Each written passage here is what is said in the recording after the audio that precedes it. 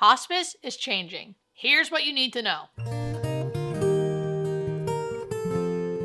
There's going to be a new thing in hospice called HOPE Symptom Set. This is happening because Medicare, who governs hospice, wants to make sure all hospice patients have better symptom management. So HOPE stands for Hospice Outcomes and Patient Evaluation. So the HOPE Symptom Set is focusing on 7 main symptoms, and these are the most common symptoms you see on hospice. And those symptoms are pain, shortness of breath, anxiety, nausea, vomiting, constipation, and agitation. And basically what Medicare is saying, if any of your patients on hospice call in and say, I'm having pain or anxiety or shortness of breath, any of those symptoms, when you do the assessment, you find that it's moderate to severe, then that hospice company has to make sure it's managed within 2 days. So in short, Medicare is holding that hospice company even more responsible to making sure, like, hey, if someone's symptoms are out of control or moderate to severe, they're saying, you need to make sure you're doing things. Those symptoms should be managed within 2 days. Now, personally, I think they should be managed quicker than 2 days, and usually they will be. But sometimes, every once in a while, when something's really advanced or there really is a crisis, it does take 2 days sometimes because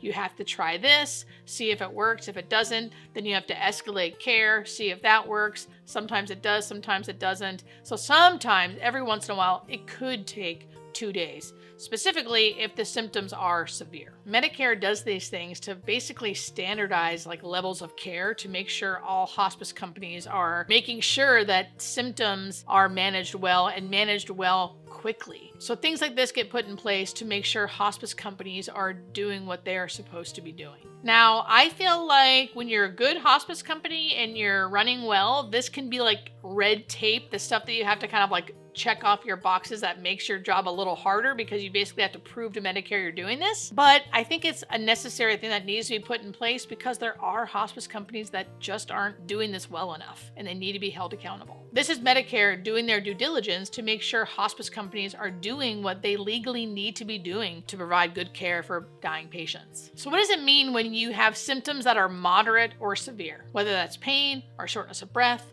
nausea and vomiting, constipation? This means that it's getting towards crisis mode. So it's not something that only happened every once in a while, or you took your regular medicine and now it's better. This is something that's escalating. This is trying to catch things before they're in a crisis. Because once a pain episode gets to crisis mode, it can take several days to manage. And sometimes we need to think of alternatives to pain management or symptom management rather than just taking a pill, right? So the basis is like you take a pill for pain and it should go away. And many times that works. But a lot of times on hospice, things are complicated and you're not digesting pills or it's hard for you to swallow. So that's why we move to like liquid medication, right? And then sometimes that liquid medication stops working or you're taking too much of it. It's now too hard to absorb. So we have to think of other ways to manage pain. Or using something like the Macy Catheter, which is a tube that's inserted rectally where you can give medications through that tube, or using things like CAD pumps where you can give IV medication or sub-Q medication. You can use patches, so transdermal. There's just different things that we can do as a hospice company. And using scales like the HOPE Symptom Set and knowing if something's moderate to severe can kind of clue us into maybe we need to use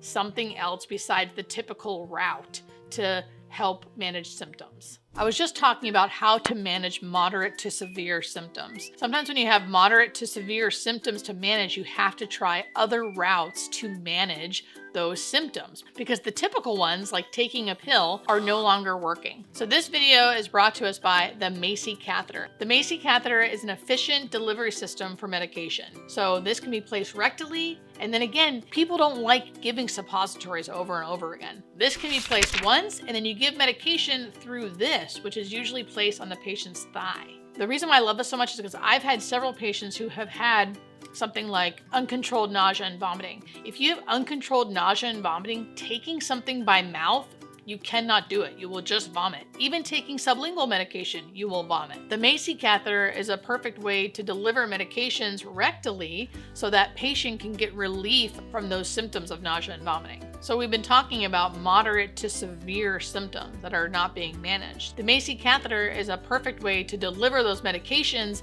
when those symptoms are moderate to severe. The Macy catheter supplies the liquid pill system. The liquid pill system can be used to grind tablets, pills, mixed with water to then be delivered through the Macy catheter. Now, the Macy catheter doesn't have to only be used for moderate to severe symptoms. It can be used for any symptoms at any level. Personally, I think the Macy catheter is underutilized. For some reason, we don't use them as much as we could be using them. I think they're so effective and they work so well. If you want to learn more about the Macy catheter, visit the link in the description. Now, let's get back to the video. Two symptoms that I love that they addressed are constipation and anxiety, because I think those are two things that aren't really addressed many times on hospice. And if they're moderate to severe, they can really be affecting the patient's life. So constipation is something that goes under the radar because people aren't eating, so families think, they shouldn't be having bowel movements. But constipation can cause so many issues. It can cause nausea and vomiting.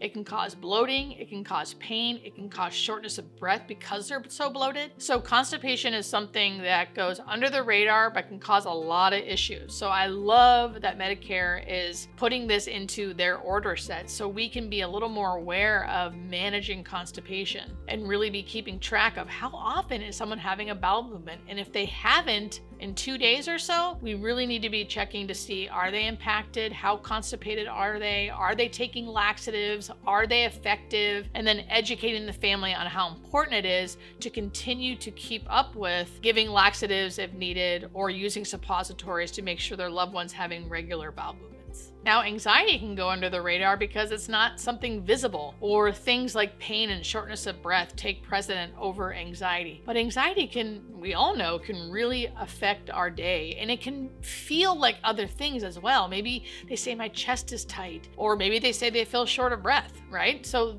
maybe they are, or maybe it's anxiety. It's hard to know, but anxiety is something that if we're intentionally addressing, it's easier for us to pay attention to it and see, is this anxiety or is this another symptom? What's the underlying cause of what's going on? And sometimes it is anxiety. Sometimes people just need a little relief from that tension that they might feel because they are end of life. Whether you're on hospice now or going to be going on to hospice, or your loved one may be going on to hospice or nearing end of life, you should be asking questions about HOPE, about the different symptoms that they can help you manage. Remember to make sure you advocate for yourself, advocate for your loved one. If you don't think their symptoms are being managed well or quickly enough, say something. Be your own advocate. Ask for help. Call that company. I know for us, we'd rather have our patients and their loved ones call too much than not call enough.